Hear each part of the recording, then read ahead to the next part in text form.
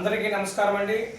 ముందుగా పాత్రికేయ మిత్రులకు, ప్రింట్ ఎలక్ట్రానిక్ మీడియా మిత్రులందరికీ కూడా నా యొక్క నమస్కారాలు తెలియజేస్తూ ఉన్నాను. ఈరోజు ప్రెస్ మీటింగ్ ముఖ్య ఉద్దేశము మీ అందరి ముందు నేను వస్తున్నాను.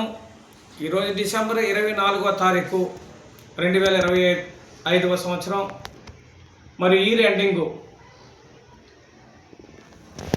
ప్రతి ఒక్కరికి పేరు పేరున ధన్యవాదాలు తెలియజేస్తా ఉన్నాను. భారత సమాజ్ డెవలప్ పార్టీ జాతీయ వ్యవస్థాపక అధ్యక్షులు చింతాడ సూర్యము మాట్లాడేది. ఈరోజు ఆంధ్రప్రదేశ్లో జరుగుతున్నటువంటి వ్యవహారాలన్నిటినీ నేను మీ ముందు ఉంచుతున్నాను.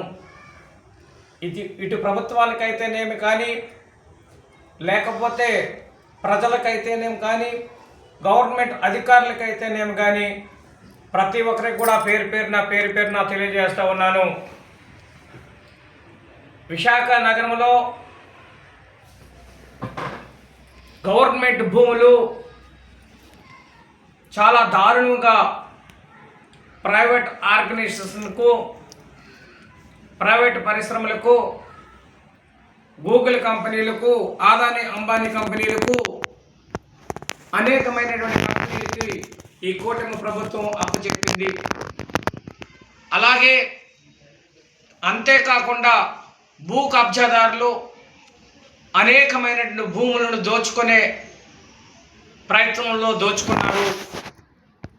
ఇంకా విశాఖ నగరంలో చూస్తే భూములు ఎక్కడ గవర్నమెంట్ భూములు కనిపించట్లేదు.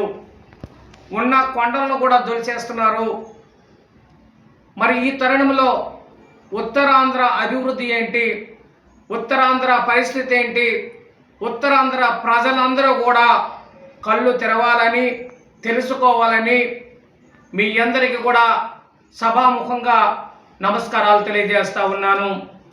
ఈరోజు ఉత్తరాంధ్ర అభివృద్ధి ధ్యేయముగా పనిచేస్తున్నటువంటి భారత సమాజ్ డెవలప్ పార్టీ ఈ కూటమి ప్రభుత్వానికైతేనేం కానీ, గవర్నమెంట్ అధికారులకైతే కానీ తీవ్రంగా ఖండిస్తుంది. మరి అంతేకాకుండాను గత ప్రభుత్వంలో వైఎస్ఆర్సీపీ విశాఖ రుషికొండ భవనాలపైన ప్యాలెస్ కట్టారు, భవనాలు కట్టారు.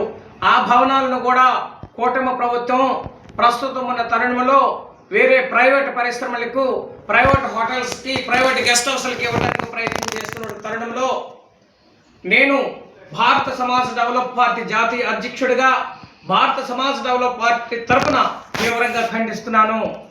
ఈ యొక్క రుషికొండ భవనాలని ఏ యొక్క ప్రైవేట్ వ్యవస్థకు ఇవ్వకుండాను, ప్రైవేట్ పరిశ్రమలకు ఇవ్వకుండాను ఉత్తరాంధ్ర ప్రత్యేక కార్యాలయంగా తీర్చిదిద్దాలని, ఉత్తరాంధ్ర అభివృద్ధి కోసం తీర్చిదిద్దాలని మనస్ఫూర్తిగా అధికారులను విజ్ఞప్తి చేస్తూ ఉన్నాను. ప్రభుత్వాన్ని డిమాండ్ చేస్తున్నాను. అంతేకాదు ఈ యొక్క ఉత్తరాంధ్ర అభివృద్ధి, సాగు, తాగు అన్నిటినీ కూడా, ఎరువులు వ్యవహారాలు, ఇంకా నిరుద్యోగ సమస్య, కరెంటు, ఇవన్నిటిని కూడా ఉత్తరాంధ్ర ప్రాంతము వెనుకబడి ఉంది. కనుకనే రేపు భవితరాలలో మరలా ఉత్తరాంధ్రకి రాజధాని కావాలంటే విశాఖ నగరంలో ఎక్కడ కూడా భూములు లేకుండా పోయినందువల్ల చాలా బాధపడతా ఉన్నాము. ఈరోజు ఖచ్చితంగా విశాఖపట్నంలో ఉత్తరాంధ్ర రాజధానిగా విశాఖ రుషికొండ భవనాల పైన ప్రత్యేక కార్యాలయాన్ని ఇప్పుడే పునరుద్ధరించమని చెప్పి భారత సమాజ్ డెవలప్ పార్టీ తీవ్రంగా ఖండిస్తుంది. 100% ఈ యొక్క విశాఖ రుషికొండ భవనాలని ఉత్తరాంధ్ర ప్రాంతీయ కార్యాలయంగా తీర్చిదిద్దాలని చెప్పి భారత సమాజ్ డెవలప్ పార్టీ డిమాండ్ చేస్తుందని మీ అందరికీ తెలియజేస్తూ, ఒక్కసారి అర్థం చేసుకొని ఆంధ్రప్రదేశ్లో తెలంగాణ ఆంధ్రప్రదేశ్ రెండు విడిపోయేటప్పుడు హైదరాబాద్ని అభివృద్ధి చేసి ఎప్పుడైతే పశ్చిమ బయలులో ఆంధ్రప్రదేశ్ని ఈ యొక్క అధికారులు ఉంచారు, ఈ యొక్క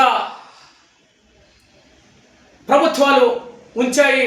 అందువలన ఏంటంటే ఈరోజు రేపు పొద్దున్న రాయలసీమని, లేకపోతే